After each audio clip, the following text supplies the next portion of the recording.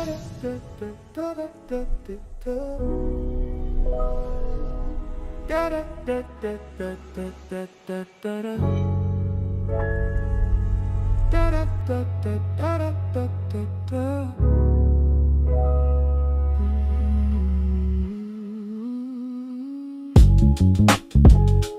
dreams, real dreams, we hate when it's ending. Feels good outside of reality, this time we spending. But their alarms blaring, it's time to wake us up. Sunshine, he poured me in your cup, so I'm hot and uncomfortable. We ain't lukewarm here, you gotta sip it slow. It's gonna burn a little and you might have to blow, but get it, take it in and it's digestible. What? We talking Rudy, Brew, good to wake you up. Expelling rubbish too, almighty stirrer fuck gave us a count of you. Not to destroy the kingdom, but trying heretics, exposing real treason. Jake, wake up, come taste to see a double entendre. It's strong, it's black and pure, sip the Rudy Brew world. Wake up and here I'm trying to tell you something, no need to fear the truth. I am the Rudy Brew. Da da da da da da da da. Da da da da da da da. Da da da da da da.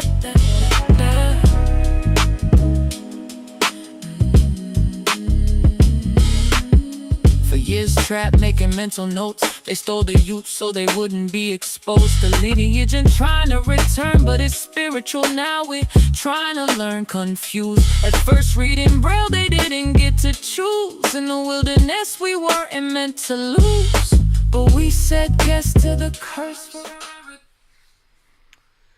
Welcome to the Rudy Brew. My name is T Edge, and we are here very late at night, but I want to go ahead and get this this discussion out of the way. I couldn't put this one off another day, but you know what we say here. This is a place where we use biblical information, historical information, and a little bit of DNA information to try to get us back to center, because it's all about us as a collective. No one person is better than the other. And tonight I don't really have, well, this morning, I don't really have any current events information to really talk about. Nothing new that really piqued my interest. I mean, of course, we have the usual, our president doing the things that he does. I guess to discuss a little bit with the soldiers that or the Navy seamen who are stranded on the boat. I say stranded, but they've been out to sea for 6 months now with no port call.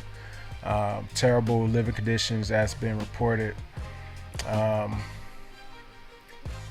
president has said that there's another carrier moving into the area to give those seamen or those crewmen a relief. So that's to be seen.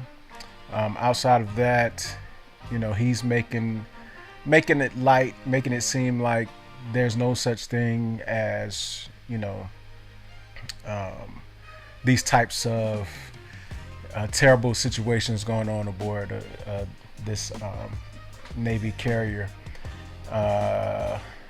Then you have I saw a pundit. I don't know if he was a pundit or what he was. I know he said that he was ex-military, but he tried to make the claim that these guys were being soft because they, you know, had unfavorable living conditions and the like.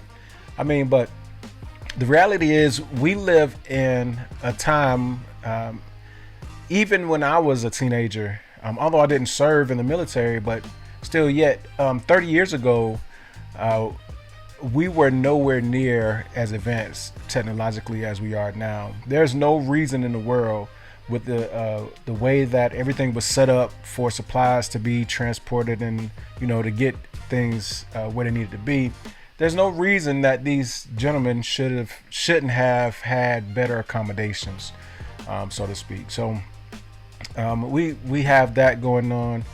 We're yet to see what that's going to turn out to be. While we have the president and people who like his brand of leadership, mocking the guys and trying to make light of their situation, but those things take a toll on your mental health. As reported, one of the crewmen dove off of the ship. I don't know if he was trying to end his life. I don't know if it was just a mental break where, just for a moment, he might have had the idea that he could swim home or whatever.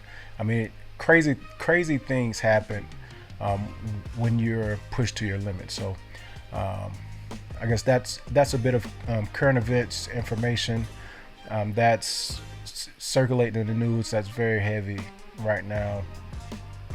Other than that, we do have Ty Blanche. He's done an interview now where he's saying that no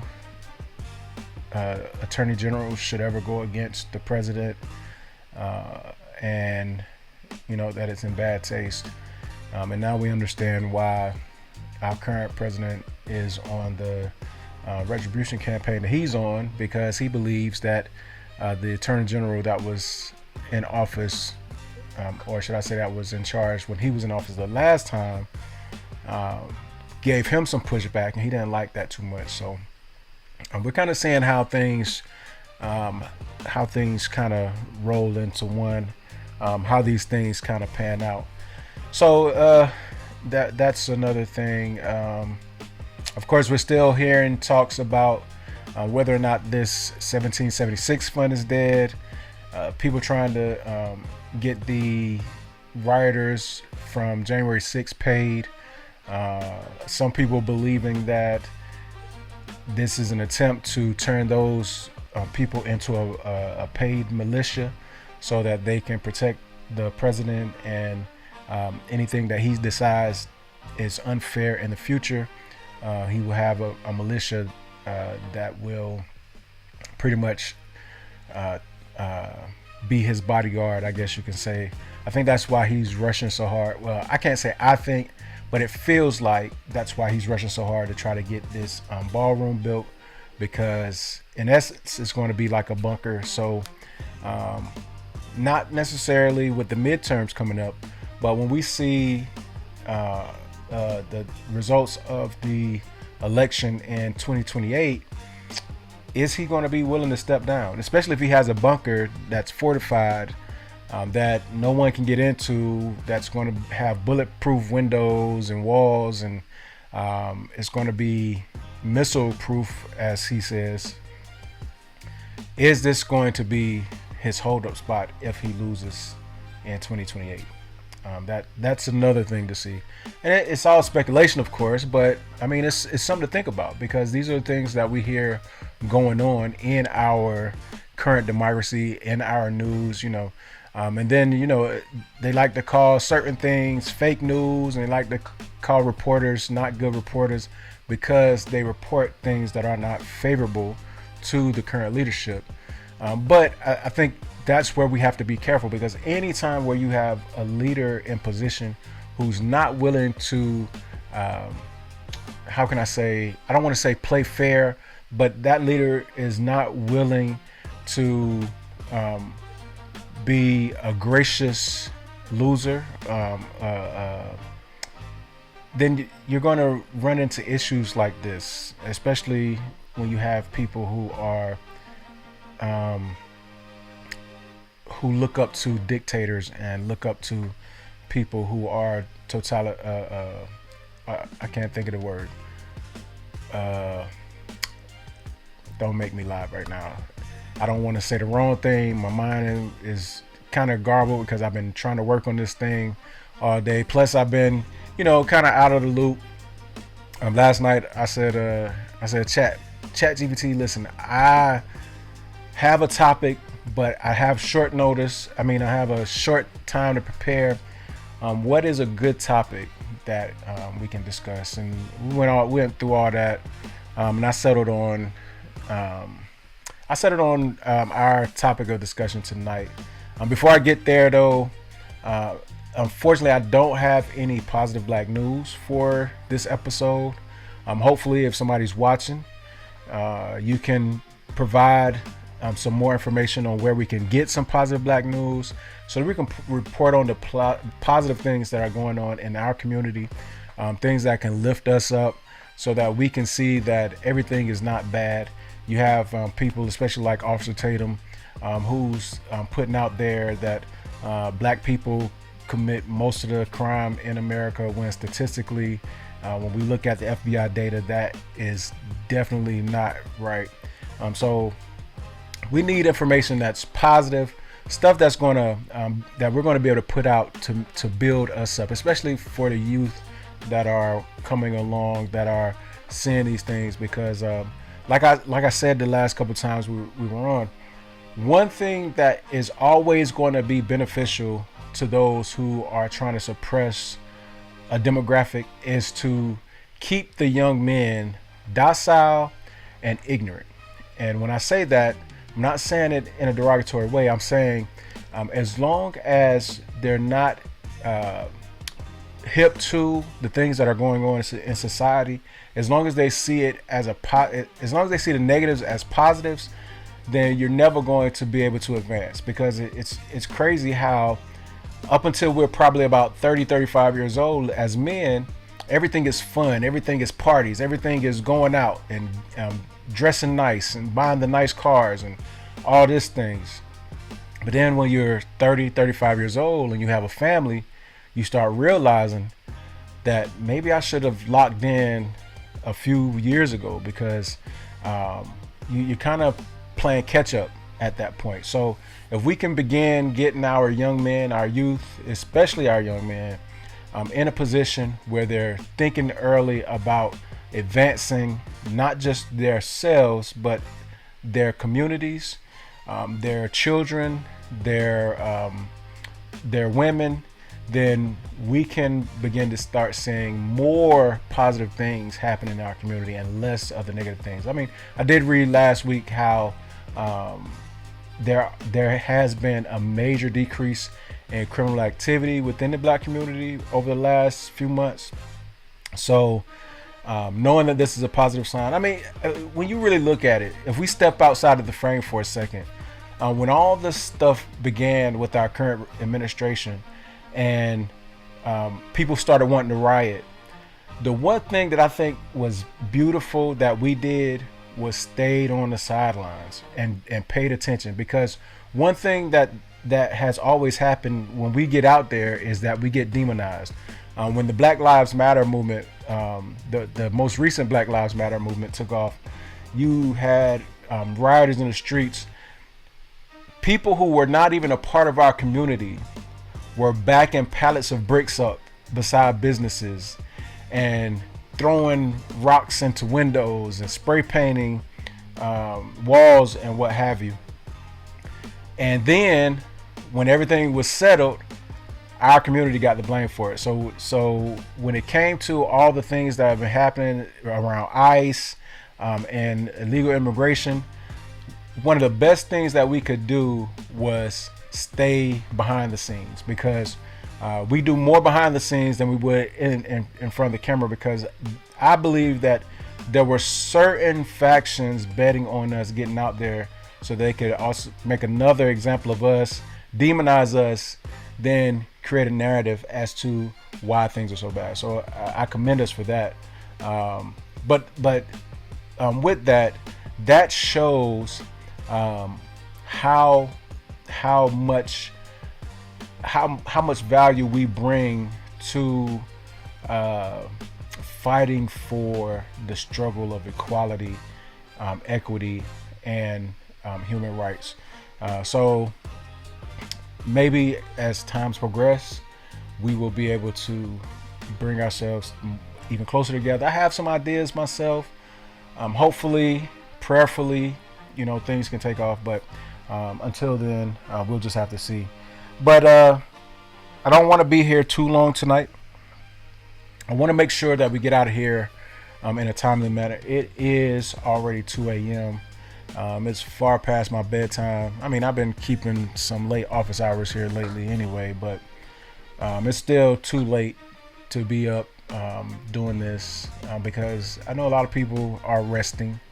But I am still trying to get used to going live. I've been noticing things that I need to improve while speaking to you all. So, this is good practice time, as they say. But even in practice, I want to make sure that I'm getting good information out there. I want to build a catalog of great content. I'm not really that comical. In this topic, when we're talking about these types of things, I don't believe comedy is going to be our most influential characteristic.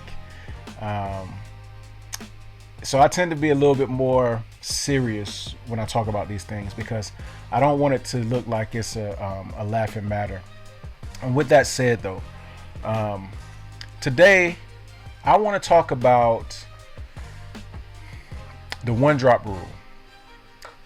Where did the idea of the one drop rule come from?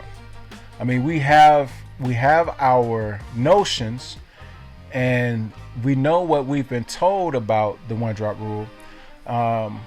But let's watch a couple videos here that I have prepared on exactly what we're talking about when we're discussing this one drop rule. So far, we've placed a great emphasis on culture and how we protect it, and how we may exercise it through fashion and expression. But now, I want to discuss what it is that really unifies us all under this umbrella, which is race. As we just saw through our conversation with Quentin Thrash, black looks different from person to person, but that blackness itself is the through line that still connects us all, and, as history would have it, it only takes one drop to be a part of it. So, I've invited scholar, activist, culture worker, and author of One Drop, Shifting the Lens on Race, Dr. Yaba Blade, to educate us on the underlying element of blackness that unifies us no matter how we express it or what it looks like for us. Check it out.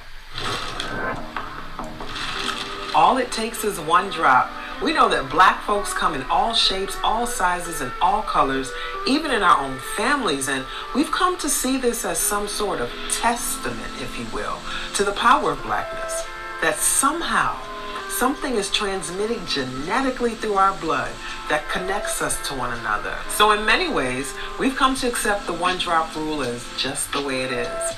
But at the same time, we don't necessarily see all black folks the same or even treat all black people the same.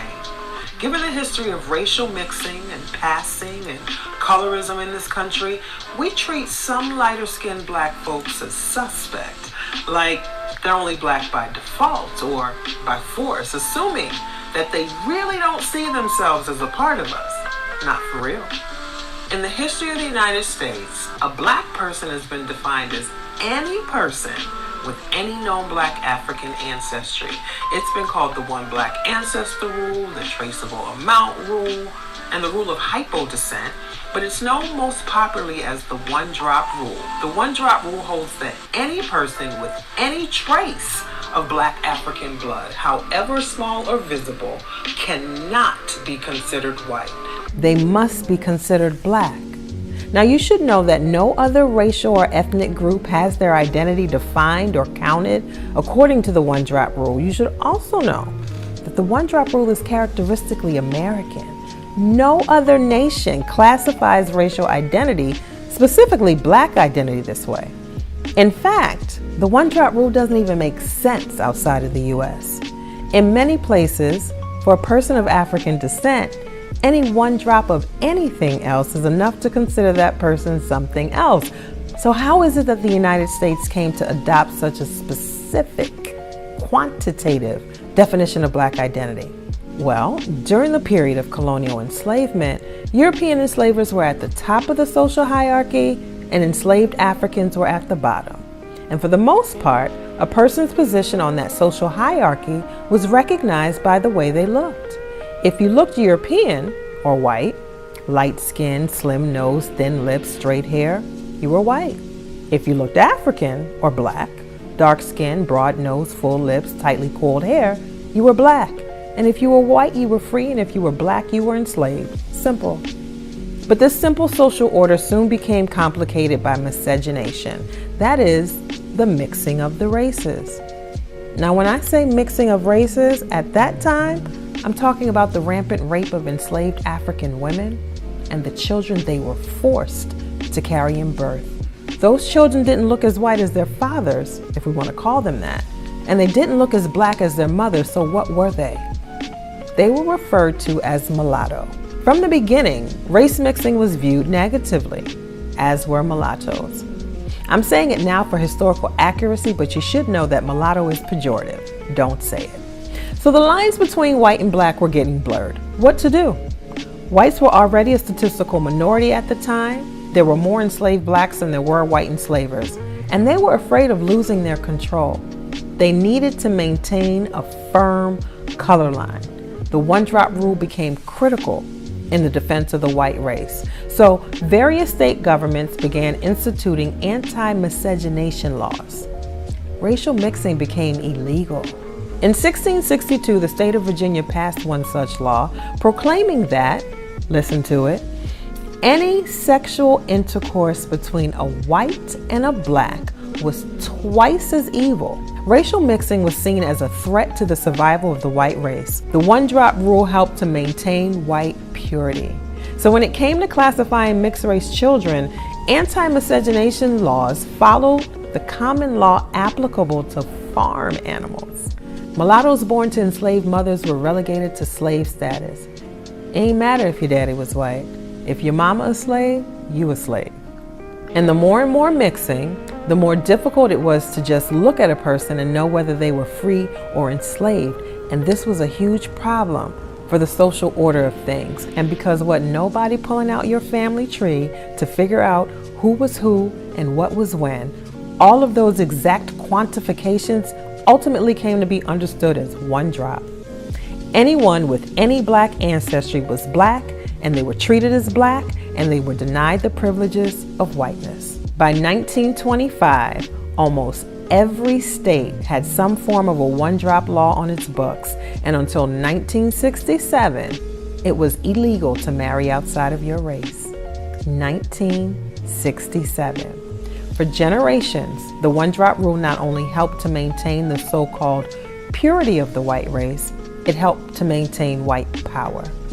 Although the one-drop rule was ruled unconstitutional in the 1967 Loving versus Virginia case, it lives on.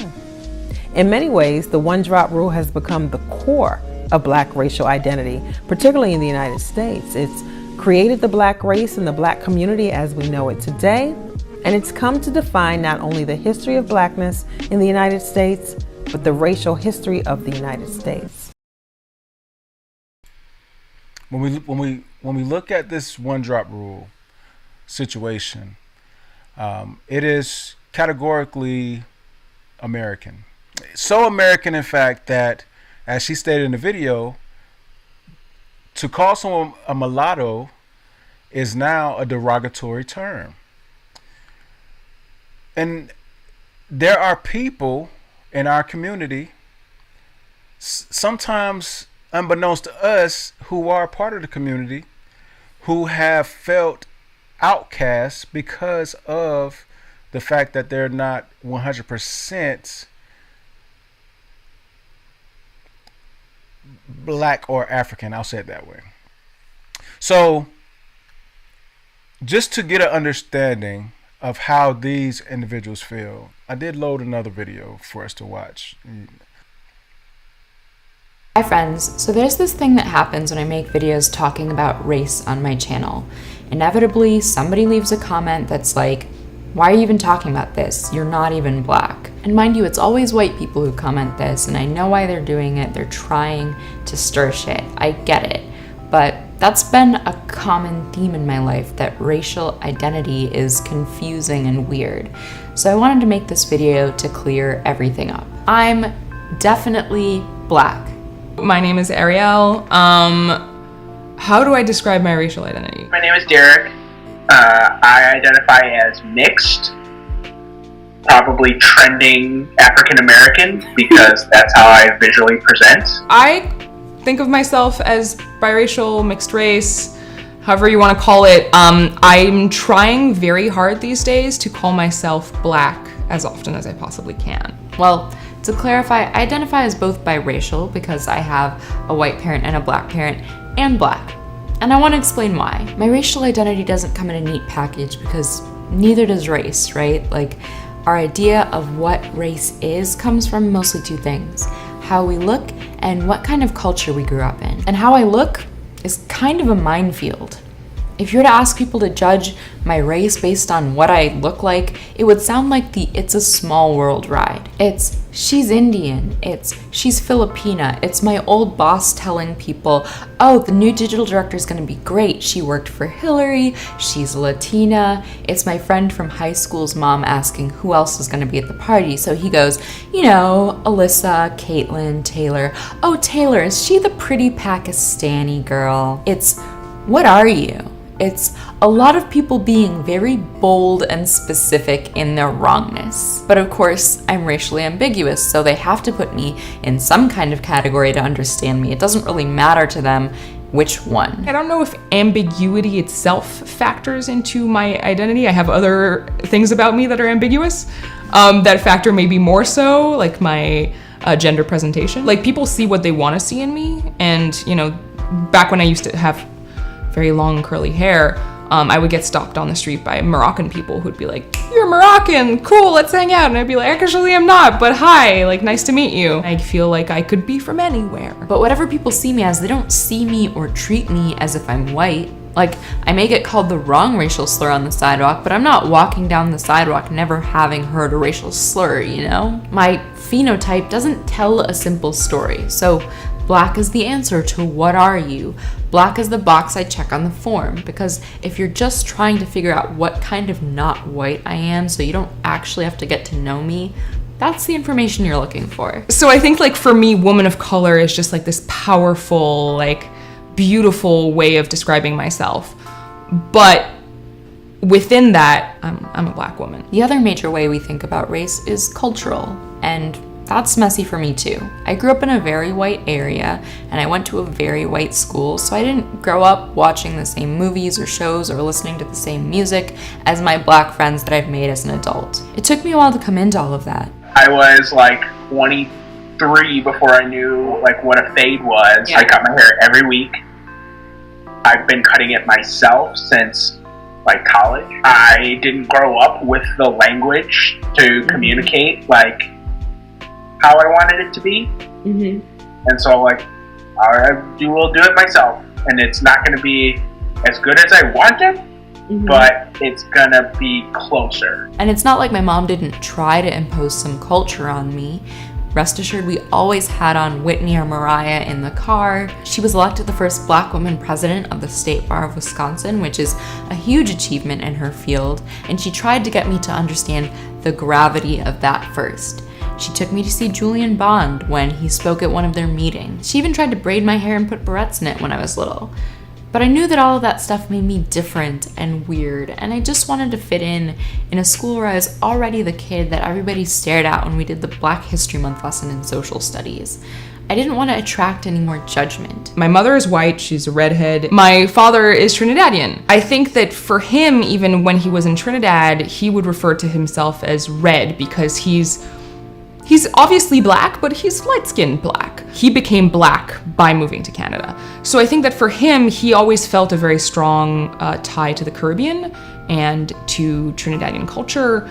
And his Black identity is very much tied to his identity as an immigrant. The identity that he passed on to us was the Trinidadian. You know, he wanted to make sure that we understood the difference between calypso and soca, that we knew how to eat really spicy foods and we knew how to make a good homemade curry, right? Like, those were things that were really important to him.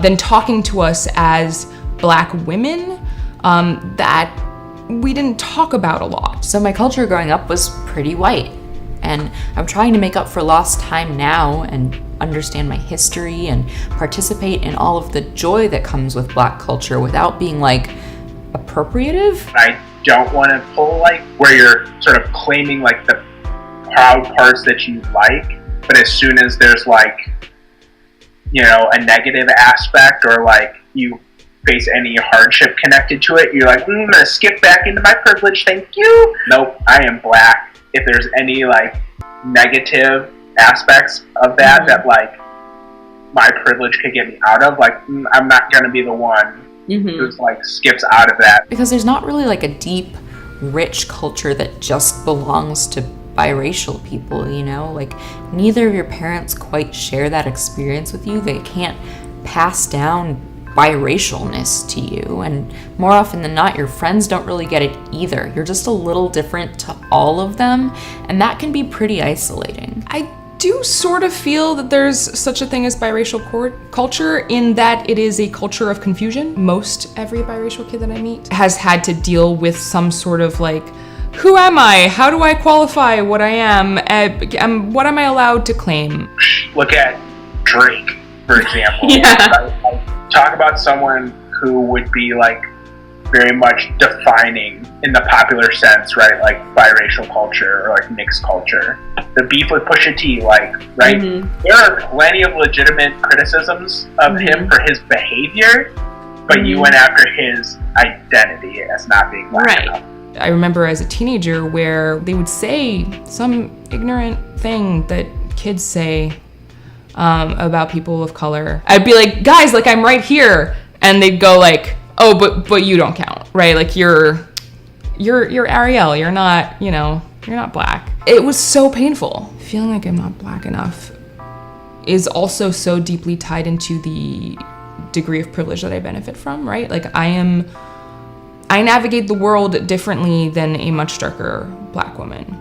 I have probably a lot less challenges than a much darker black woman. So I think it's difficult to go like, oh, woe is me, I want to belong, and then also have an easier life because of this thing that makes me sad, right? I wanted to feel embraced by a culture that I love, and I wanted to feel like I was a part of it, not with an asterisk next to my name. So I identify with being black along with biracial because it's a way to ground myself in something bigger than me.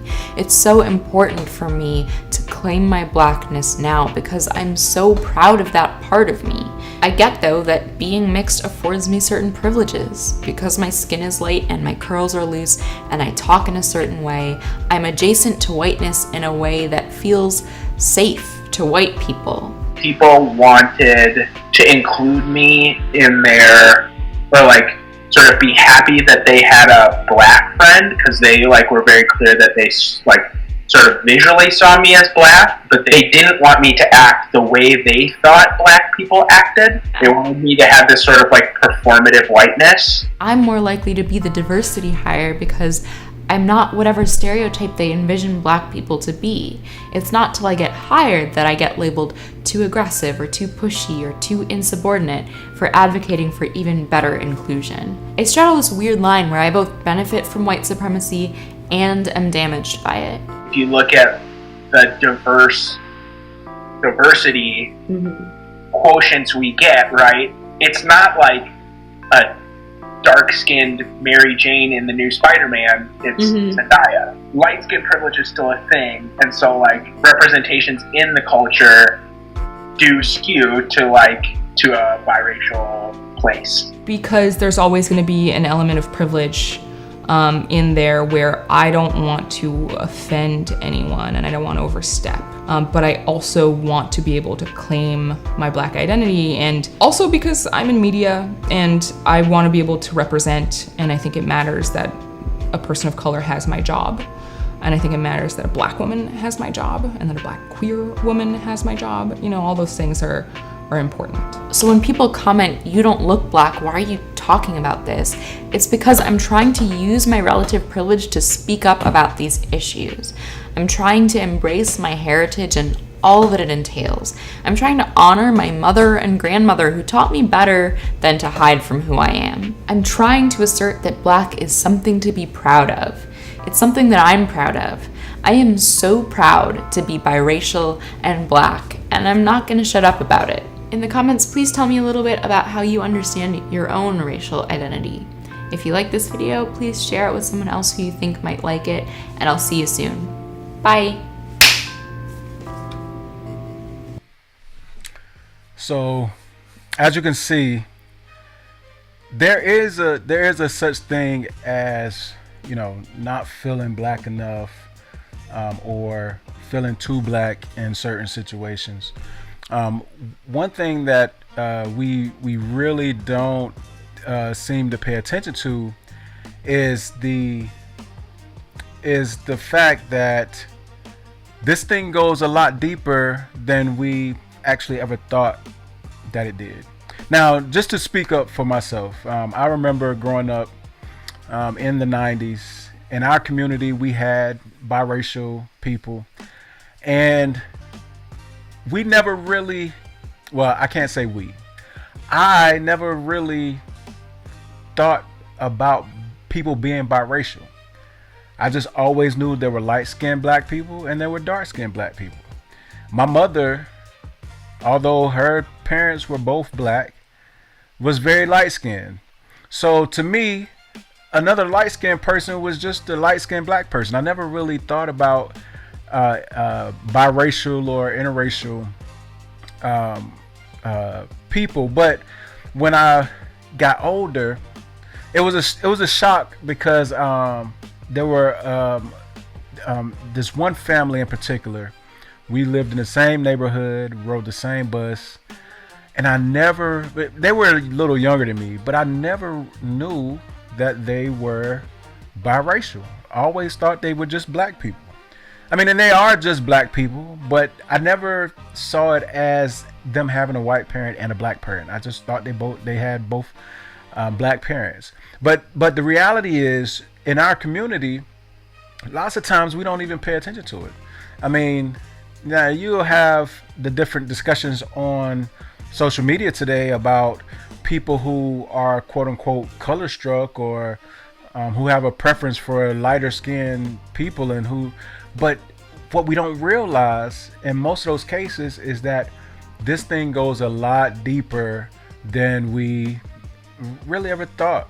So I want to look at this paper here, this article, I should say, from the African American Registry. And I'm going to read this. It says, the one-drop rule in America, a story. It said the one-drop rule is referenced on this date in 1565 in St. Augustine, Florida. Once an American spoken phrase, the one-drop rule morphed into a legal term used to separate white citizens from all others.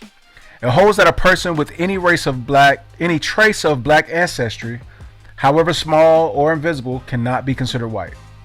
Beginning with the Middle Passage and during the centuries of American slavery, people had interracial relationships, both forced and voluntary.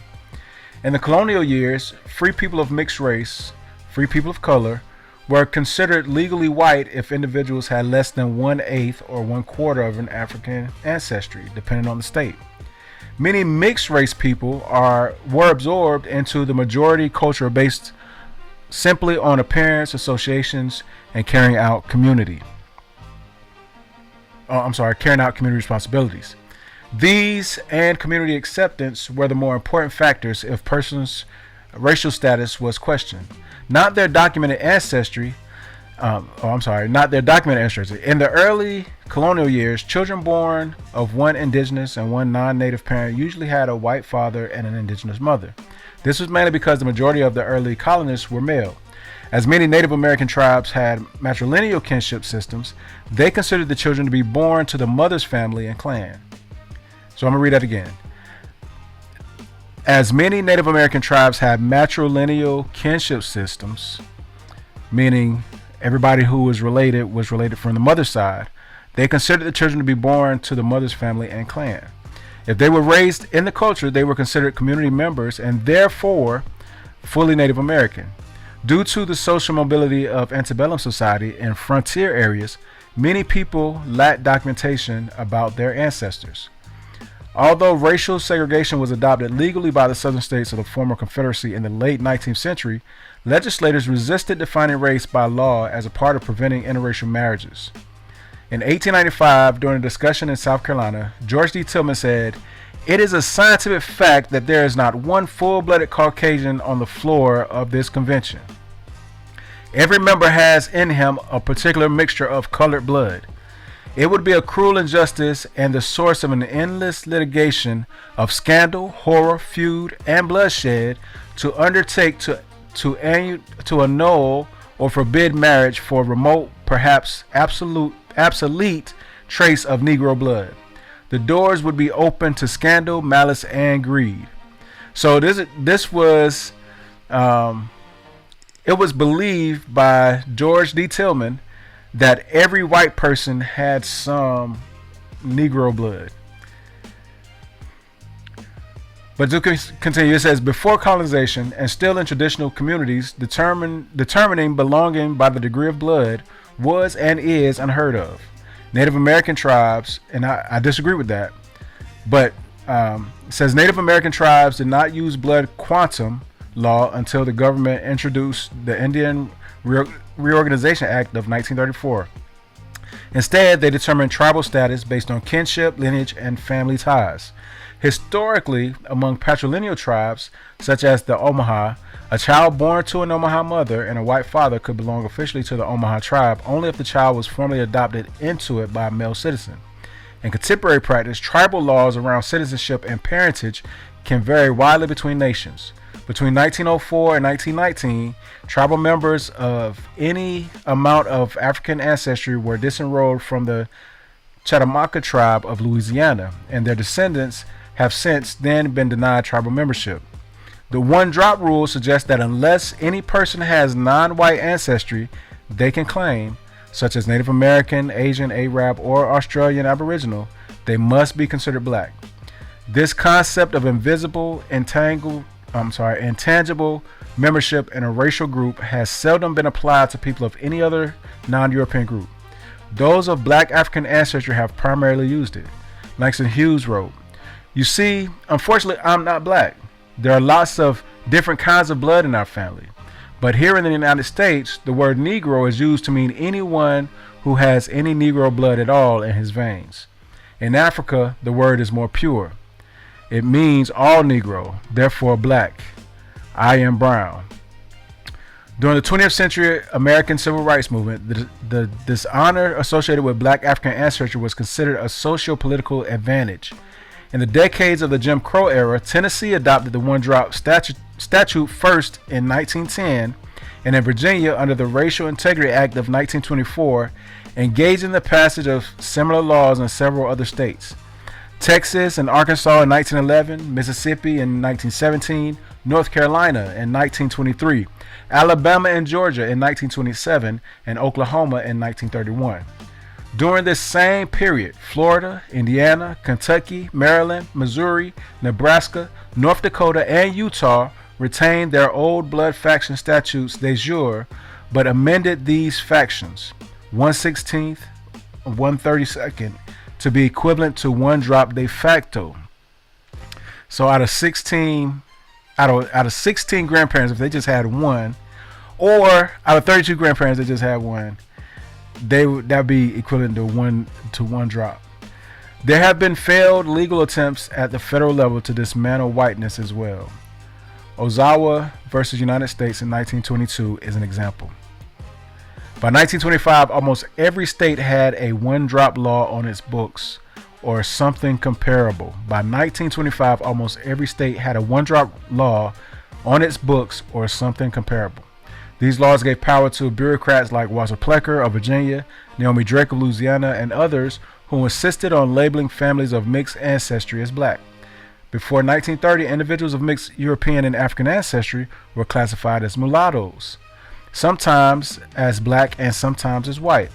The primary purpose of the one-drop rule was to prevent interracial relationships and thus keep whites pure. The assumption that blacks would be improved through white admixture was in step with this concept. With white intermixture was in step with this concept. Despite the one-drop rule being illegal ever since the U.S. Supreme Court in 1967 overturned the Virginia Racial Integrity Act, as recently as 1986, the Supreme Court allowed the ODR to stand by refusing to hear a case against Louisiana's racial classification criteria as applied to Susie Phipps. Several authors and journalists have found it very profitable to out as black famous historical mulattoes and whites who were regarded as white in their society, who self-identified as such, and who were culturally European American, merely because they acknowledged having, often slight, African ancestry.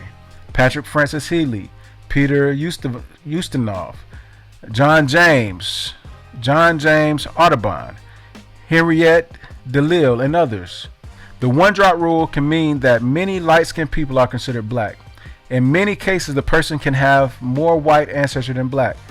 During slavery, there could have been a mulatto person who, because the one-drop rule was considered black. Let me read that again. During slavery, there could have been a mulatto person who, because of the one-drop rule, was considered black. If they had a child with a white person, the child would have been considered 1/4 black, but still considered black. Many people throughout American history have been more white than black, but were considered black. Sally Hemings, Carol Channing, G.K. Butterfield. However, these people are the exceptions, not the rule. Technically, the average person who self-identifies as black in America has at least 53% of their ancestors from Africa. Only 10% of Americans Only 10% of Americans who self-identify as black have less than 50% sub-Saharan ancestry. So when it comes to this one drop rule, when it comes to everything associated with the one drop rule, we see that it became a legal situation in America. And like this article said, it was believed that this type of thing didn't start before America, because in reality, we've always been made to believe that before Africa, black people and white people didn't really know each other. That's a common thread. A few whites went to Africa, saw some Negroes on a beach somewhere, lured them back on a boat and took them to Europe to be slaves. That's kind of how the story has been given to us. But the reality is that we've been commingling since the beginning of time. Now, I always give this disclaimer. I believe that black people in the diaspora, descendants of the transatlantic slavery, no matter whether you're in America, North America, South America, or anywhere in Europe, and even other places around the world, I believe that we belong to the Hebrew people of Scripture. Now, the reason I say that is not just because it's a feeling that I have. In fact, this was something that I try to disprove, and this is why I'm on it so heavily now, because the information just kept coming. But there's so much information about it. The thing is, because terminology has changed, because the identity of peoples have changed, we have a mind's eye to see other people in places where they're talking about us. So with that, because I don't want to be here all night, we've already been here for about 45 minutes. I want to go ahead and jump into what I wanted to get into, because when we think about it, not black people and white people have not always been at odds, and this is what we have to realize. There have always been whites falling in love with blacks and black people falling in love with whites, because we always saw each other as people. It wasn't until there was a transatlantic slavery or kidnapping of people or redistributing of bodies, that this thing started happening. So let's jump into something really quickly here that I want to look at just as quickly as I can. Let's see. Bear with me.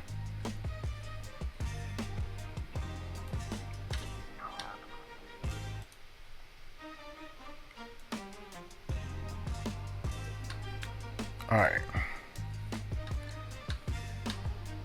So if you're looking at this screen here, see if I can make it a little bit larger for us.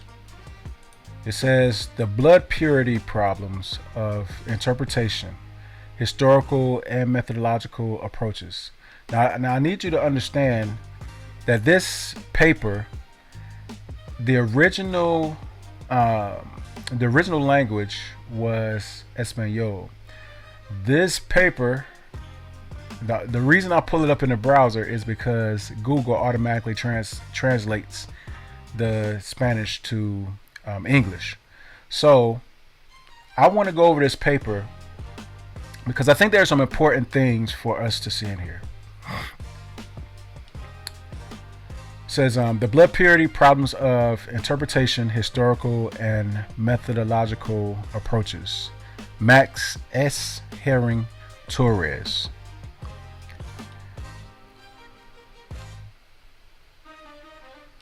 And the summary says this article presents a historical approach and theoretical methodological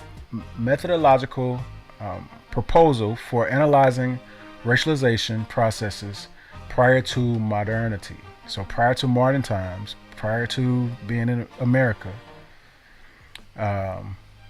This is a historical approach and a theoretical methodological proposal for analyzing racialization processes prior to modernity. To achieve this goal, the proposal engages with the debate of the potential racialized nature of purity of blood, taking into account the power of discourse and everyday practices. After tracing the history of both Spain and the New Kingdom of Granada, 15th through the 18th centuries, so 1400s through the 1700s. You know, the Inquisition started in the 1470s, if I'm not mistaken, and they actually went through the 1700s. So yeah, but it concludes that stemming from peninsular anti-Judaism and racial sentiment, purity of blood in Spanish America became a colonial racialization strategy because it codified social relations hierarchically through bodily and cultural symbols. Now, this is the one thing I'm not going to say that I don't like, but one thing that's hampering about these research papers is the need for big words in order for the people who do the research to sound educated. All you have to do is talk normal, but I digress. So the abstract, it says this article provides both a historical basis as well as a theoretical methodological proposal with which to analyze processes of racialization before the modern period. To do so, the proposal is framed within a debate about the possible racialized character of the purity of blood laws, taking into account the power of discourse and everyday practices. After a historical overview, both in Spain and in the New Kingdom of Granada, 15th to the 18th centuries, the article argues that, starting from a racial anti-Semitism in the Iberian Peninsula, the purity of blood became, in Hispanic America, a strategy of colonial racialization because it codified social relations hierarchically through corporeal and cultural symbols. Now, two things were mentioned here that I need us to kind of focus on. It says racial anti-Semitism in the Iberian Peninsula. So we know in the Iberian Peninsula, We had they called them the Negro Portuguese, and I hope I pronounced that correctly, or the Black Portuguese. And the other thing that I want us to pay attention to is Hispanic America and the purity of blood. So we have purity of blood in Spanish, Hispanic America or South America, and we have racial anti-Semitism in Spain. So this thing went from Spain into slavery into Spanish or Hispanic America. So the concept of purity of blood. Well, before I do that, I want to go back real quick just to make mention, just as we read in the previous article, the belief was that the one drop rule was something that started in America after slavery had started. It was believed that this was a European as we know it, because when we think about Spain, we think about Spanish people, but in reality, Spain was a European nation, is a European nation. It's just when we think about Spanish people, we think about the people with the dark hair, because that's how, it progresses. But like I said, I don't want to be here long, so let me not do a whole lot of explaining. So the introduction, the concept of purity of blood has been interpreted from multiple perspectives, and there's no consensus on its meaning within the framework of the history of racism. This argumentative tension reflects a broader debate surrounding the historicity of racism and the following question: is racism an exclusively modern phenomenon, or is it a trans-historical one? Historically, does the imaginary of race and racial discrimination manifest itself in multiple forms or only in the singular?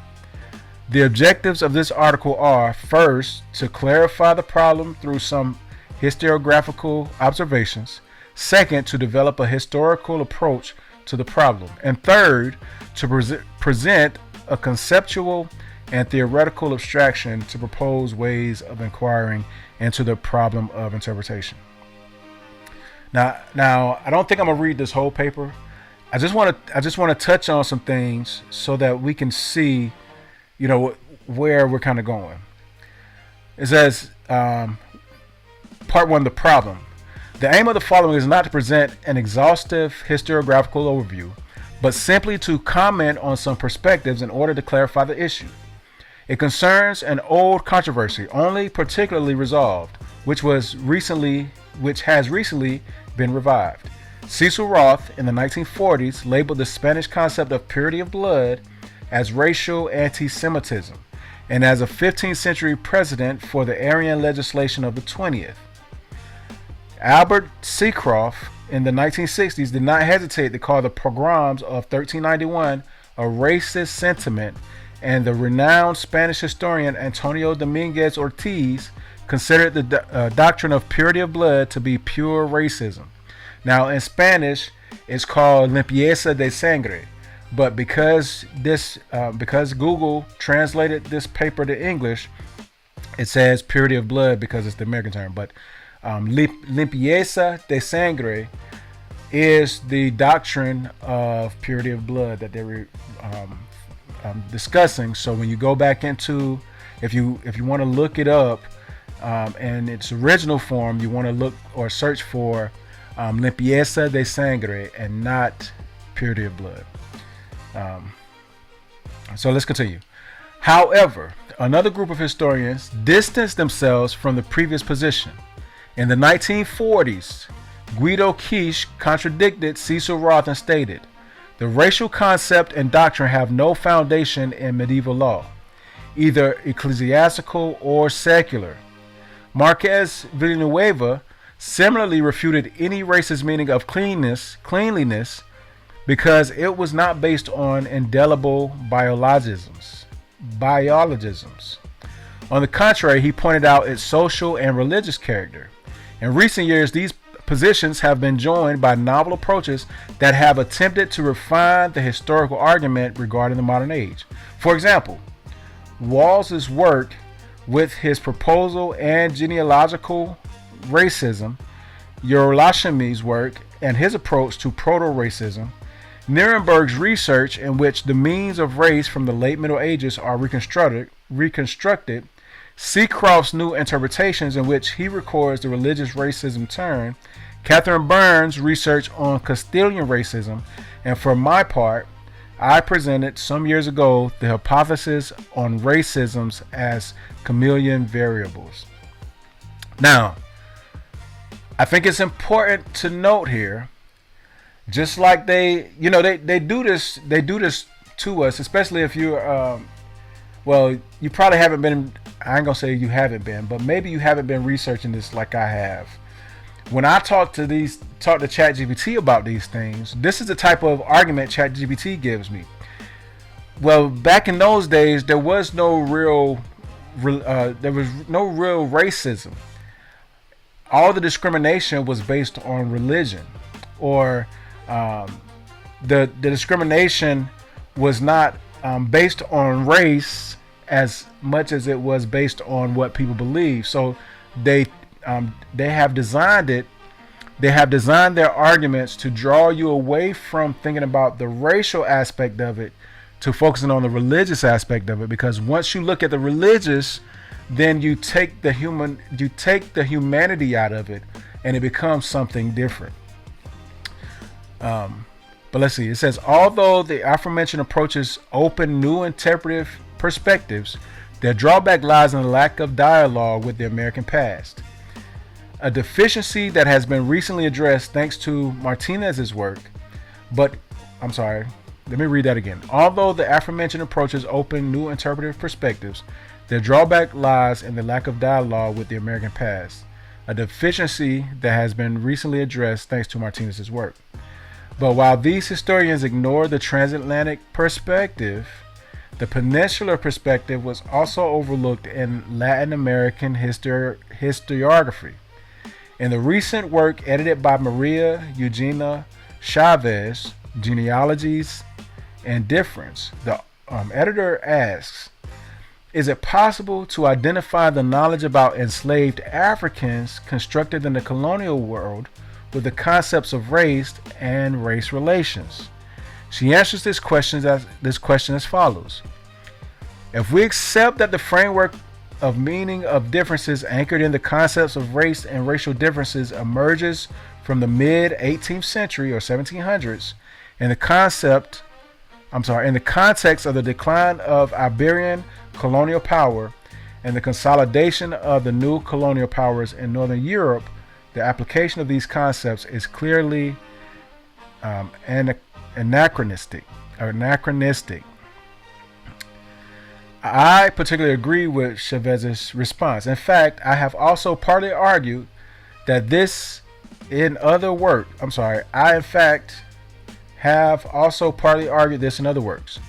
I concur that in light of the work of Armando O'Gorman, Enrique Dosso, and Anibal Cuyano, it is not appropriate to project the concepts of race and racism with modernity onto the colonial past. But on the other hand, we believe that although the concepts of race and racial differences emerged in Europe from the mid-18th century, there were earlier manifestations of race with variable and independent historical meanings that enabled processes of racialization within the framework of purity of blood in both Spain and Latin America. There were other conceptualizations of race earlier and with other historically situated meaning that encapsulate dissimilar concepts, articulated to purity, caste, color, and quality, a conceptual juncture that can be observed with regional differences based on norms, discourses, and everyday life. So let's see. Now, one thing I didn't do, things got a little hectic for me today, so I didn't get to go through this paper and read the whole thing. I just skimmed it yesterday. But let's see. Section 2.1, Forms of Exclusion and Specificity of Blood Purity. In Europe, both in the Middle Ages and the early modern period, exclusion was a part of everyday life. Estate society differentiated its individuals through their social standing determined by the ideals of birth and blood. While avenues for social advancement existed, it is safe to say that this society was hierarchical. Fame and honor were principles that determined inclusion and exclusion within the estate system. Honor derived from lineage, profession, and estate and functioned as symbolic capital. However, honor was not innate, immutable, or perpetual. It had to be guarded and protected. Honor was not a closed category and could vary. Criminals, vagrants, magicians, executioners, gravediggers, and prostitutes were all perceived as dishonorable, of course, not forgetting heretics and Jews. Jews were viewed as disciples of an irrational doctrine with no way out, condemned to the eternity of hell, and as a deicide people. They were also held responsible for epidemics, the desecration of consecrated hosts, and ritual murders, and were even stigmatized as the embodiment of perfidy, usury, and betrayal. In the Iberian Peninsula, medieval anti-Semitism intensified with numerous petitions were presented as the Cortes of Zamora, Valladolid, and Madrid, and at the Council of Salamanca, seeking to remove the hated Jewish financial elites. Although the kings protected the Jews by offering them refuge, defining them as a part of their property, this relationship of protection and dependence began to wane when on October 30th, 1377, King Henry II authorized a series of anti-Jewish lawsuits in the courts of Burgos. This was the first step toward the official exclusion of the Sephardim, which culminated in the riots of 1391. In short, the Jews represented a hated yet visible and controlled minority. Nevertheless, it is evident that Iberian societies were characterized by Judeo-phobic norms and practices, reflecting the classic anti-Semitism of the Middle Ages in Europe. Now, there was something I wanted to look into, or that I wanted to discuss further, but because it's so late, I lost it just that quick. Let me see. Oh, it said, remember if you followed or if you went back and watched the video from a couple weeks ago, we talked about things that happened in that book, the history of the Jews from the wars with Rome to the present times, and it discussed a lot of the things that happened to the Jews while in these different areas.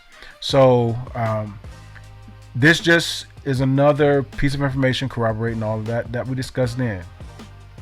It says, but in Castile in the mid-15th century or mid-1400s, a doctrine unique to the European context was forged. From the articulation of genealogical thought with anti-Semitism, the principle of purity of blood was configured as a specific form of exclusion, distinct from the general process of segregation of time. As a consequence of the riots of 1391 and later, the expulsion of the Jews in 1492, a wave of religious conversion began among the Jewish minority. Their objective at the end of the 14th century had been to survive the medieval riots and, at the end of the 15th century, to preserve their homeland and avoid the Sephardic diaspora. As a result of this process of forced assimilation, a process of socio-cultural mimicry occurred. The otherness of the Jews, visible through their clothing, their housing, their religious rites, their dietary practices, their skin color, became invisible.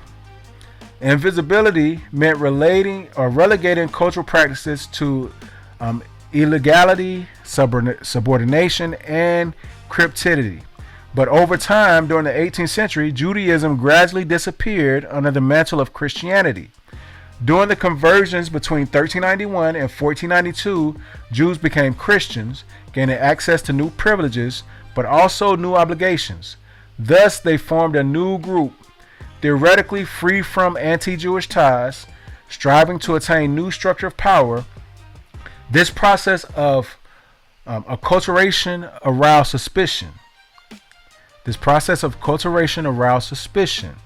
envy, and profound fear in society, because the neophytes from Judaism were no longer visible and were beginning to become an integral part of Christian society. Consequently, a new legal definition, the Jewish convert, was developed to make visible what was no longer visible: their past, that is, their origin, traceable only through blood. Due to attempts at Christian homogenization, religious affiliation ceased to be a reason for exclusion, but religious origin did not.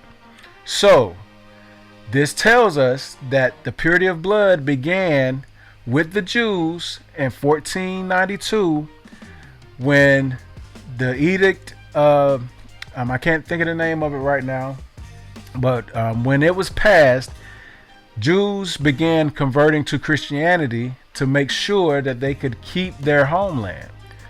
Other Jews went ahead and left and dispersed out of the country, but there were certain who maintained their homeland but changed their religion. Now, I did say that their skin color was noticeable just a few moments ago, but it was also important to note, because they were looking into purity of blood, the Jews were indeed mixing with the local folks. So this understanding, or this idea that wherever the Jews went, they stayed to themselves and they didn't have families with other nations, that's not true, because we see here that the purity of blood was a thing. And even when you go back to scripture, when they were rebuilding the temple with Ezra, they even told you that the Jews had families with the Babylonians. So there's no way to ever make this assumption that the Jews stayed a pure race all throughout history. And it wouldn't even be the same. I mean, it would also be the same in Europe during all those years that they were there. There were families mixing. Black people mixed with white people. We've been mixed with each other from the dawn of time. If you do your DNA, I am almost certain that you will find out that you have some European ancestry. Likewise, I remember this. It was an episode of Oprah Winfrey. This was many years ago, maybe 30 years ago. And there was this, maybe even longer than that. But there was this white man who was very prejudiced, and he was on Oprah, and he was saying how much he hated black people and why black people was this and that. And he knew that he was a pure white person and all this. He had blonde hair, blue eyes, and he did his DNA, and lo and behold, he had sub-Saharan African DNA. So just because somebody looks white doesn't mean that they don't have any African DNA, and just because somebody looks black doesn't mean they don't have white DNA. So I just wanted to bring that out. Let's see. Let me go down just a little further here, because like I said, I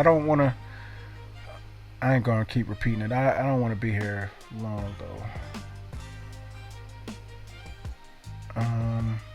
I'll put the link to this paper in the comments. Oh, here we go. Excuse me. Let's see. I'll start from here. It says, in colonial society. Wait, what section is this? So that we'll know, so we can timestamp it, or so that we can put a specific placement on it. This is 2.3, Impurities, Colors, and Qualities, Discourses in Everyday Life in America. So let's go back down. In colonial society, the most important symbolic operation in everyday public life was the recognition of neighbors bestowed upon one another. This is why, in addition to the principles of purity, race, and skin color, the aspect of quality must be considered. Quality was social valuation of an individual within a hierarchy of social means and values, according to their person, their judgment, and their circumstance. These notions corresponded to the values of peninsular stratified society based on honor, purity, and lineage, and were applied to the colonial world. According to the jurist Juan Solozano y Pereira, 1575 to 1655, Creoles retained their quality in their blood despite having been born in the New World. In other words, quality was hereditary. Although quality was also linked to notions of heritage, it was not limited to these and depended on other factors such as social performance, which can help us understand culture as performance. That is, quality had to be staged through social conduct and good reputation. Individuals had to have sound judgment and discretion, not have been defamed by excommunicated persons and other notable vices, be men of good reputation, and possess wealth. The quality of individuals in the colony had a broad dimension and was linked to linked to decent, measured, and honest public behavior, evidenced by their avoidance of vice and lascivious conduct. Quality was staged through behavior of clothing, economic status, housing, occupation, and socialization, and even through the consumption of liquor, tobacco, chocolate, celebrations, and funerals. Now, I think it's funny that it mentions clothing, economic status, and housing, as well as occupation and socialization here. I think I want to do a breakdown. Well, I just want to include that video, how to sell to a Negro, because I think that's important for us to really look into, because we think that it was just coming out of slavery that we were envious of what white people had and we wanted the best of life. But no, this is who we are, who we were from the beginning of time. So, but I digress. Let's continue here. It says, as a result of the new ideas of the Enlightenment, the logics of differentiation acquired new nuances through aspects such as civilization and progress, but integrated into colonial discourse. In the viceroyalty of New Granada, after the Comunero rebellion of the mid-1781, the Capuchin friar Joaquin de Fenestrade wrote the work The Educated Vassal, dedicated to the Viceroy Francisco Gele Limons, with the aim of highlighting the diverse population of the kingdom. He stated, as the birth of creatures is varied, so too is a character that enlightens or debases them. He also pointed out that Spaniards and their descendants represent the most distinguished character among the American people, glorifying their European origins. In his eyes, there was another class of people who are called white because nature itself did not want to debase them with the ignominious blemish that comes with the blood of black, Zambo, mulatto, and other castes of people, except for pure Indians.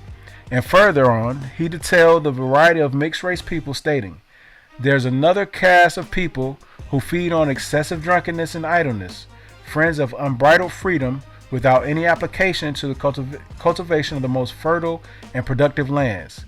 Similar to the Arabs and Africans who inhabit the southern towns, such are the Indians, the mulattoes, the blacks, the Zambos, the Salatros, the Tinte NLR, the Tercerones, the Quatrones, the Quinterote, and the Colo or Mestizos. Those who have black and white blood are called mulattoes. Those of mulatto and black, Zambos. Those of Zambo and black, Sotoatros. Those of Zambo and Zamba, Tinte and El Ere. Those of mulatto and mulatta, the same. Those of mulatto and white, Terceroon. Those of Terceroon and mulatta, Salteratros. Those of Terceroon and white, quarterman. Those of quarterman and white, 5-man. Those of 5-man and white, Spanish, who is considered outside of any black race. So as you can see, and this was written in 1789, this was showing all the different classes of, in this case, black people. Everybody that was mixed with a black person had a certain designation. except the mestizos or Colo, if I'm not mistaken, were mixed with Indians. But everybody else was black and white, or some variation thereof. So I just wanted to bring this paper out to show that this idea of the purity of blood predated or came before the one drop rule that we have here in America, because it ties everything back to the Spanish and the black Portuguese and Spain and the slave trade. So let's go to this next paper I want to look at, and then we're going to get out of here. We've been here for an hour. I don't want to keep you here too long. All right, and I just want to go to one part in this paper right here. Let me do let's do a control find. Oh, maybe I went to the wrong paper. Let's see.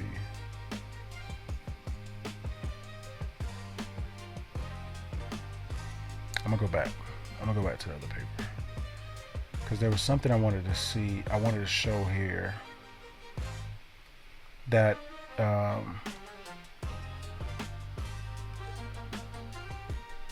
here we go. This is the paper.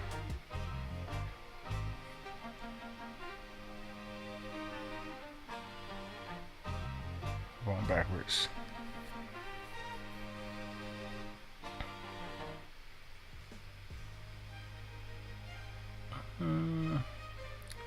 Maybe. Lord.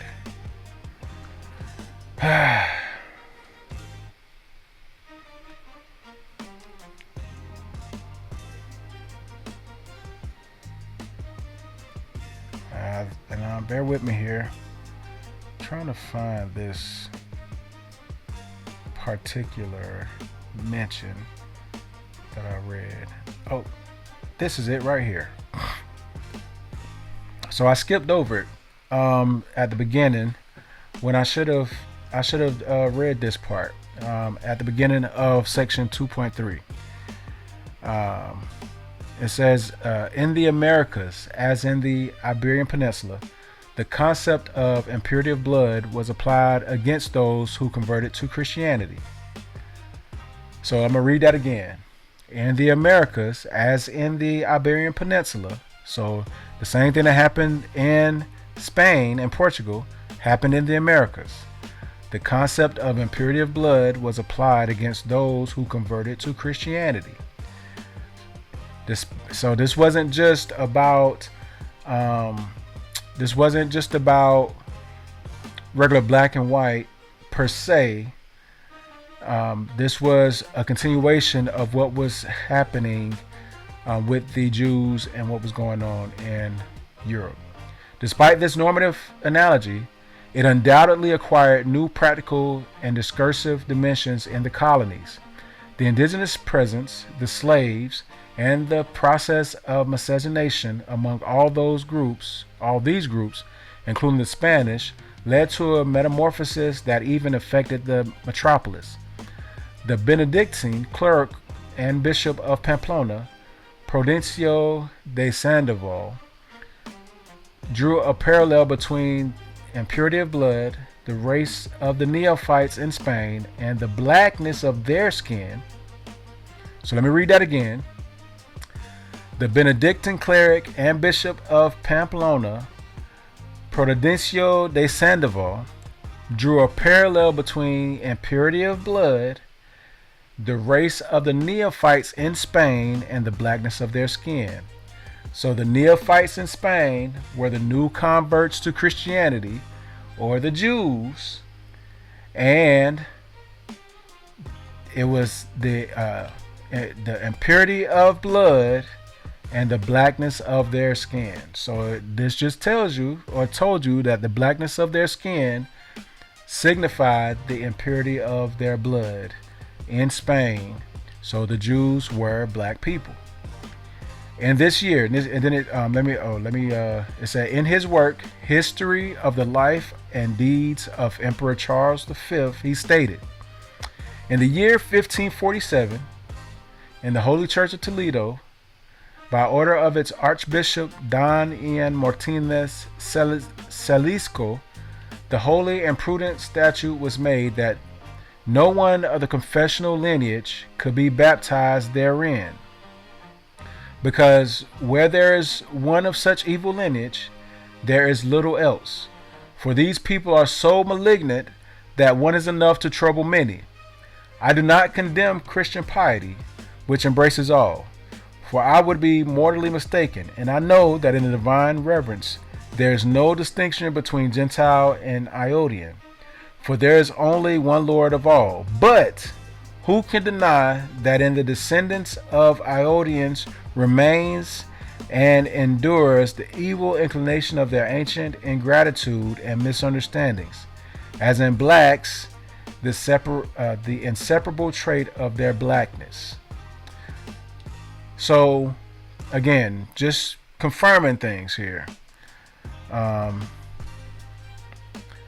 Let's see. In the historical reflection, he referred to the implementation of the statutes of purity of blood in Toledo Cathedral Chapter, advocated by its Archbishop Celicio Martinez, a fervent Castilian apologist for purity of blood in the mid-16th century. Around this time, the Archbishop of Toledo had used the term race for the first time in context of purity, referring to the lineage and the denial of access to ecclesiastical offices and benefices for Jewish converts. Likewise, Prudencio Sandoval pointed to the reprehensible morality of the converts, which according to him constituted a constant throughout history. From this apocryphal deduction, the author projected the principle of immortality and inscribed by analogy in blackness. So the person writing this paper believes, or he wants you to believe, that when he says blackness, that he's using it analogously or as an analogy. It says, let me read it again. From the apocryphal deduction, the author projected the principle of immorality and inscribed it by analogy in blackness, understanding it in Aristotelian terms as accident. From this he concludes with, although blacks may unite 1,000 times with white women, the children are born with the brown color of their parents. Thus, it is not enough for the Jew to be 3/4 nobleman or old Christian, for a single race alone infects and harms him, to be in all his sanctions extremely harmful Jews in the communities. In light of the above, the color black operated not only as a metaphor for servitude, but also as a sign of immorality that allowed the contagion, impurity, and vice of lineage to be visualized as heritable factors. Colonial power designated the native commoners and Africans as a source of impurity and perceived any mixture between and with them in negative terms. The invisibility of impurity in Iberian context began to be made visible in the colonies through the body. It is important to note that the indigenous nobility were declared pure, and in this sense was equated with old Christians. However, it should not be forgotten that the indigenous nobility was a minority elite, although it is evident that purity of blood in the Hispanic American context underwent a significant change, being, only in this case, linked to a social class system, or it's linked to social class systems. Nevertheless, and including the above, it is clear that in Hispanic America, purity of blood was linked to skin color and had an impact on the majority of non-white and unprivileged population. So again, just wanting to connect those dots. It's important that we connect dots, because when we begin to show people foundations, when people know where they come from, it begins to heal that broken part of them so that they can know of a foundation and they can begin thinking of other things. So I'm gonna read a little bit excuse me, of this next paper. This is also just to discuss the terminology of of Mulatto and all that. So let's it says just the title. Harry Torres, Max Sebastian, Resimus in der Vormodern der Reinheit des Blutes and Spaninia der frühen Neuzeit. So again, I apologize if I butchered that. I was trying. All right. It says this book, whose title translates as "Racism is Pre-Modernity: The Purity of Blood in Early Modern Spain," is somewhat abridged version of Max Sebastian's Herring Terez's doctoral dissertation entitled "Purity of Blood: Norms, Realities, Ideology. Racism in the Early Modern Period. Purity of Blood, Norms, Realities, Ideology. Racism at the Beginning of the Modern Age." This version omits some of the references and documents in Spanish and Latin from the 16th, 17th, and 18th centuries, consulted in the National Historical Archive and National Library of Madrid. The author refers specialists interested in other sources to the original manuscript. Excuse me. Herring's study is detailed and well-documented exposition of the origin and expansion of the principle of purity of blood. In early modern Spain, the work engages with the research of specialists on this topic and allows even the layperson to understand the scope and of the complex historiographical debates involved. The book is of great interest in specialists in the subject of purity of blood in Spain, but also as those in Latin America who study the origins and expansion of the principle as a defining element of the colonial and republican social order. The period covered in this book spans from 1391, when the persecution and riots against Jews began in Spain, to 1674, the year Francisco Terro Yanchilo published his Centennial Against Jews.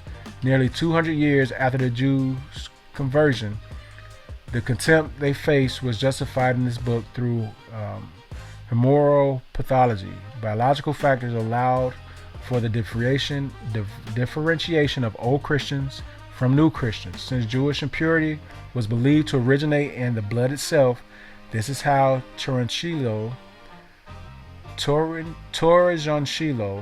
explained the infanticide rituals of which Jews were accused in the 17th century. Only by ingesting the blood of old Christians could these new Christians clean their stains. The concern that gave rise to this research stems from the contradiction of the author. It finds, in fact, that in the name of Christian doctrine, which posits a single origin for humanity, an impure and pure origin were determined for Christians after the conversion of Moors and Jews began in the Iberian Peninsula. The nascent Spanish nation faced the dilemma of embracing Christianity as the foundation of national identity and the principle of social homogenization in order to create a national spiritual lineage, or maintaining the prerogative of bloodlines, that had prevailed throughout the Middle Ages in order to guarantee the continuity of the elites in government. The solution was found in the dogma of purity of blood, which combined both approaches. The dogma states that those who bear the stain of being Jews, Muslims, or believers of any faith other than Christianity are tainted or infected. The peculiarity of this principle lies in the fact that the stain is transmitted from one generation to the next, even if the ancestors converted to Christianity earlier. In this way, it allows for the distinction between pure and impure Christians. Genealogical research then became the means to determine whether a candidate for public office, university admission, or entry into knightly or religious orders had any tainted, that is, non-Christian ancestors. So I think it's important to look at that one real quick. So it tells you that even if the Jews converted to Christianity earlier, they were still tainted because it was more than religion. It was their actual lineage, their bloodline, their blackness. It also mentions here, and this is important, that depending on their purity, depending on how much blackness they had, it determined whether a candidate could run for public office could gain university admission or enter into the military or any other religious orders.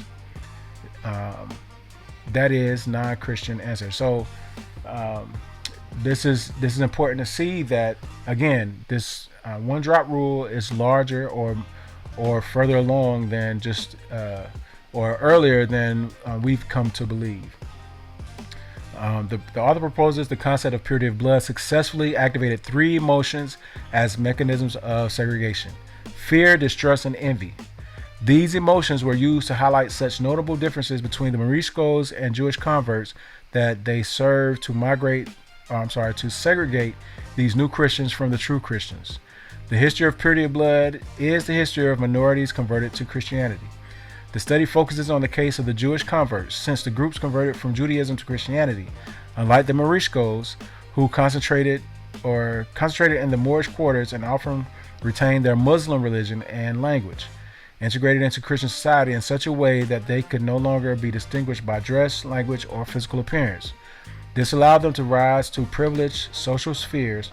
For this very reason, they embodied, from the perspective of the old Christians, a serious threat to social order. So the Arabians that lived in Europe, they could change their clothes and they could maintain their religion, and they just assimilated into European culture because they had the lighter skin. The Jews couldn't do that. Herring's book is divided into 8 chapters, and the final one, in which the author reflects on the current relevance of his work, particularly in relation to the forms of racism with the National Socialist apparatus.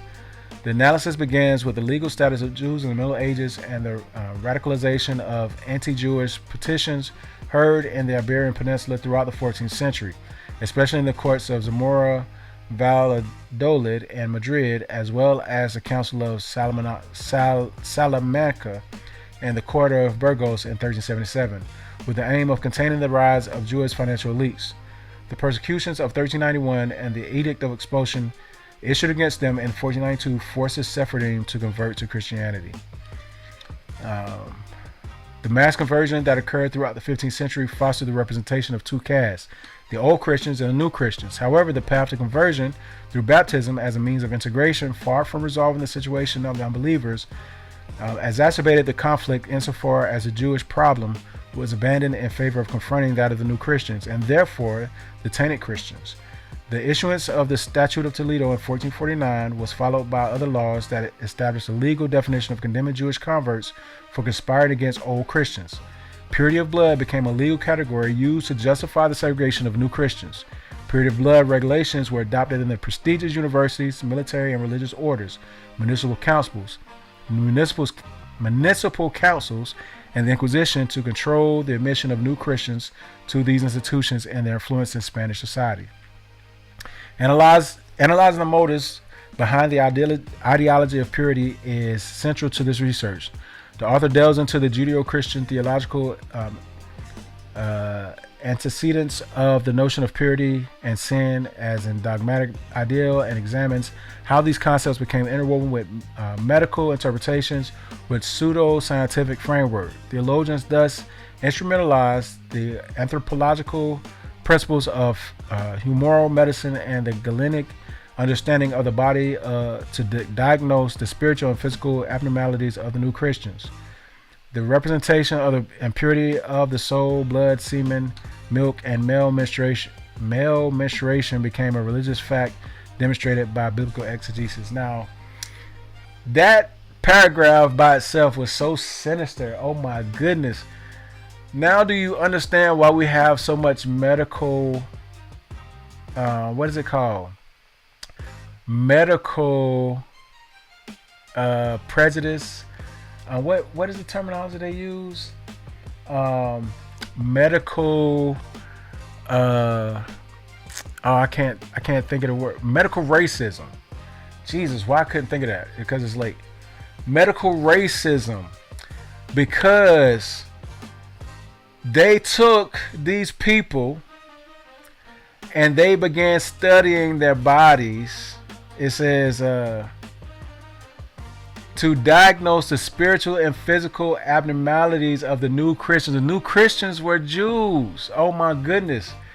The representation of the impurity of the soul, blood, semen, milk, and male menstruation became a religious fact demonstrated by biblical exegesis. That's why black people are not seen as humans to these people. They made us more than human. The concept of purity of blood is a functional racist argument because it combines religious and cultural elements with principles of Gallic and moral medicine. The latter aspect lends it a scientific character in the Aristotelian sense, and therefore, the author explains, it is not a modern form of racism or anti-Semitism. Yeah, the modern anti-Semitism has nothing to do with black people. Purity of blood is a construction of a rational argument using ingredients from traditional science and theology. Although it was used as an obstacle to social advancement, the stain of blood was not instrumentalized, as Herring suggests, by the Inquisition of physical extermination and the accused, which is why not comparable to the forms of anti-Semitic racism or National Socialism, nor is it considered antecedent. At this point, the author focuses on the precarious state of modern science at the time as the definitive factor, and considering the form of racism associated with the purity of blood to be pre-modern. All right, it's only a few more, but do I want to read these?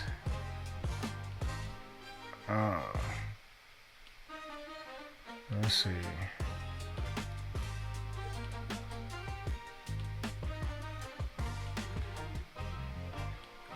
Let's see. I'll read the part. Excuse me.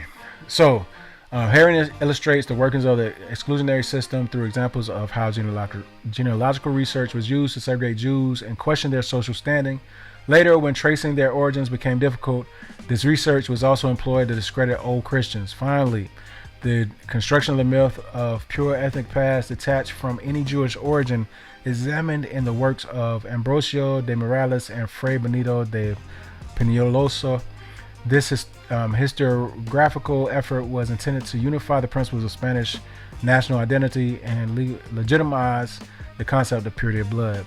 The final chapter deals with racism. The dialogue with the authors questions whether racism can only be described when the notion of race is defined in the terms of the scientific character conferred upon the concept by the natural sciences, that is, around the 18th century or 1700s, or whether its use for purposes of ethnic segregation is a determining factor. Herring concludes that the system of purity of blood can be designated as racial anti-Semitism.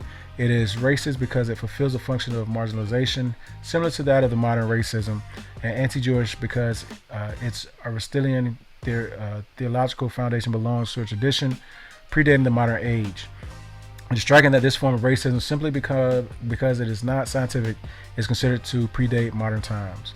By employing the criterion of the absence of modern scientific thought, the author ignores the concept of emergence of the Spanish nation state and the formation of the overseas empire, as well as political and ideological use of the system.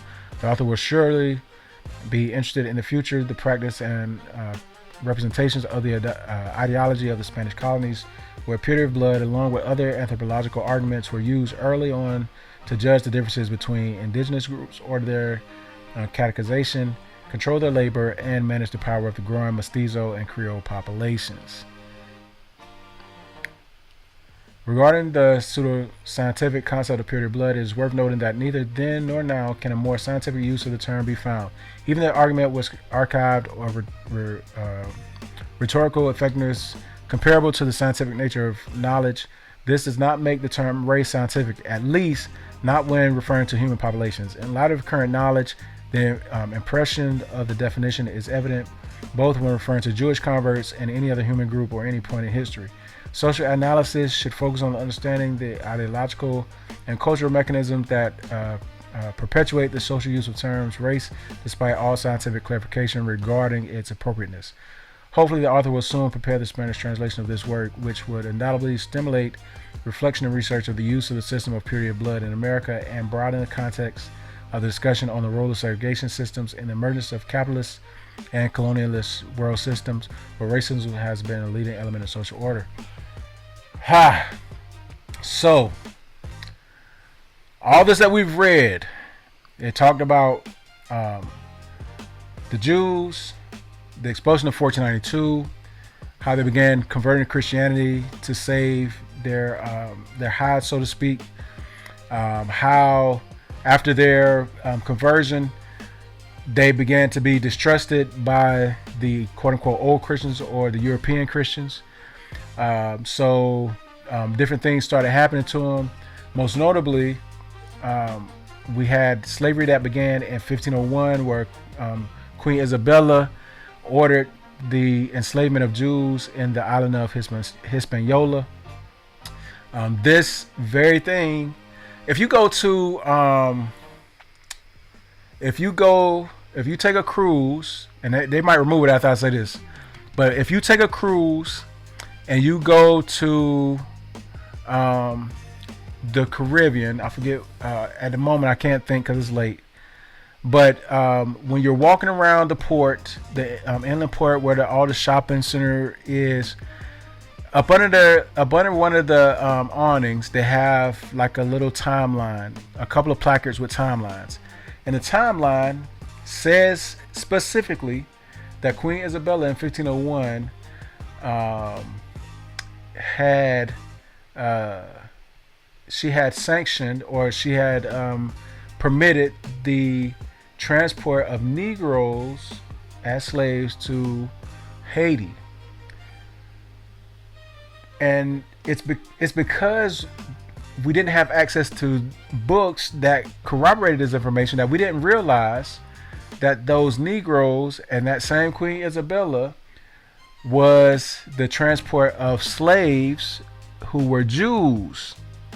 So this thing is much deeper than we have previously been told it was. Even more, just to round this thing out, slavery took place in 1501. There were Jews who had refused to convert to Christianity, who left Spain altogether. They went back into Africa. Some stopped in North Africa. Some went on down into West Africa. There was a book I read that confirmed that there was a road that went from the Mediterranean all the way down to Nigeria, or the Niger River, and the King Ferdinand knew about this road.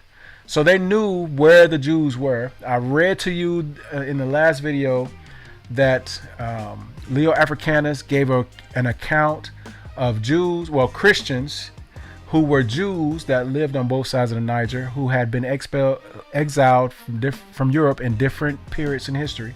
So all of these things are corroborating each other. So when we get back to our topic for tonight, the one drop rule, they made us believe that this one drop rule was something that was holistically American. But in reality, the one drop rule is something that has come down from the 15th century through slavery, first known as Lempieza de Sangre, or the purity of blood. And it distinguished those with African ancestry from those who did not have African ancestry. You had mulattoes, you had Quateroons, you had Octoroons, you had Hexadecaroons. Today, mulatto is a derogatory term, but historically it was a designation about how much black or Jewish ancestry that one had. And the more Jewish or black ancestry one had, they could not hold public office, they could not attend university, they couldn't be a part of the military, so on and so forth. So again, we see how this thing goes through history. Now, to be a hexadecaroon, if I'm not mistaken, that means 1/16th European. I'm sorry, 1/16th African. 1/16th, if I'm not mistaken, is 6%. So when we're talking about lineage, when we're talking about DNA, we can look at our DNA tests and we can see that when you start getting down to 3%, they tell you that it's a non-factor, but it actually matters. this is how we began looking at our DNA reports differently, because now we know that this European ancestry didn't come from what they told us, where it was European men sexually assaulting or abusing our women. In reality, if that were the case, in most cases, it would be a closer match lineally. And that's just my opining from just thinking through, how this stuff works. But at any rate, when we get to where we are in history, when we start looking at who we are as a people, I think it's important, as I've stated already, for us to understand who we are from a social standpoint. We're not just some black people that they came and picked up from just seeing a couple black kids playing on the beach somewhere. That's not how it happened. They knew who we were. We've always been a part of their society. In fact, when they talk about the black and brown community, the brown people that they speak of are those mixed people. And in some cases, they're people who had Middle Eastern ancestry that were always a part of our community. And we just always been together. That's why black people, when we start seeing things like black people getting with white people, so to speak, when we start understanding people who are color struck, we feel like it's a knock on who we are as a people. But in reality, this is just how things have always happened. There have always been mixed race people throughout history.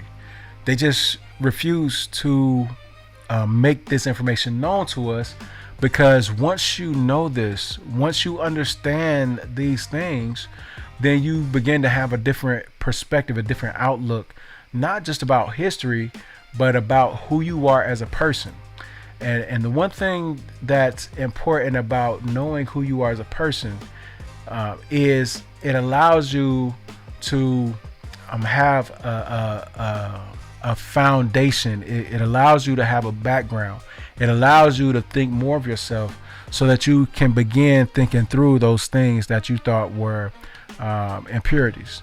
So, I mean, here we are thinking that this one drop rule was rooted in American history, when the whole time it was an international history. The one drop rule was taught to us as a way to minimalize the blow in some instances, because in America, all we were ever to see ourselves as was slaves. But here I am. I'm trying to connect the dots. I'm not here trying to make blackness the greatest existence. I simply want to make blackness seen. I want the world to see that we're normal people. Because of our history and faith, we fell victim to a program that was designed to make us perpetually insignificant. But one thing you can't do is trick God. See, when it comes to this journey, it's about more than just stepping into this role of community leader. It's bigger than proclaiming that other groups aren't real and we are the only ones who should be paid any attention to. Truth of the matter is that to be a leader, you must be willing to roll up your sleeves and do the work. And if God's giving you the vision of being a watcher, surely you're doing more than just talking. You're looking, you're listening, you're discerning. When it comes to the community, America just taught us how to be separated. There was a time when they knew that we were a diverse mix of people. We were a black and brown community. Slavery made us believe that the darker you were, the less valuable your life was. I mean, that's how some of us even think today. Persecution made it popular for the ancestors to push the marrying of lighter skinned people. to make the lives of the offspring easier in a separate society. The craziest part about what we've gone over tonight is that this is just the beginning. We're just scratching the surface of how these things pan out, how things develop or open up. I believe God is doing something. I believe that there's a reason this information is coming to light. I mean, it's just I don't know. I'll just say this. I just showed how the one drop rule has been given to us as a nation. But then I showed where it started, at least the correlation of where this thing started from. So now it's up to us to understand why we're called black and brown, why we're the black and brown community, why there's a such thing as white allies in our community. But I mean, when it comes to the black and brown community, I guess at this point it's just up to us, it's up to you to let me know if this is something that you would like for me to give my take on. But at any rate, I do again just want to say thank you for tuning in to the Rudy Brew here tonight. If there's anything that you want to discuss further, drop a comment. You can reach me at theruddybrew@gmail.com if you want to have a deeper conversation, if you want to provide some information that I don't have, if you want to push back on something that I may have talked about, I'm more than open to having a conversation. Like I said, here the conversation is always welcome, so that's what we're looking forward to. But again, I want to say thank you for just tuning in. Thank you for giving me your ear.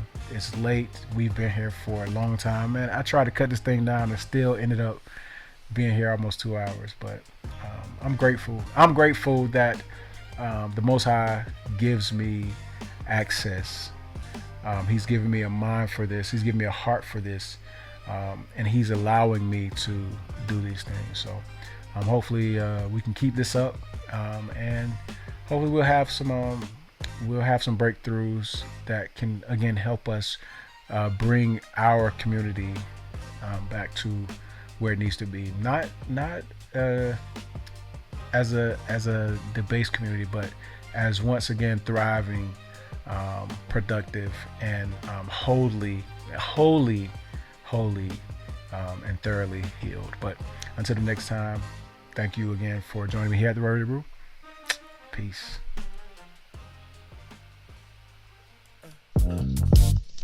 Welcome to the Rudy Brew. This is the place you need to be. Here at the Rudy Brew, I know just what you need to see.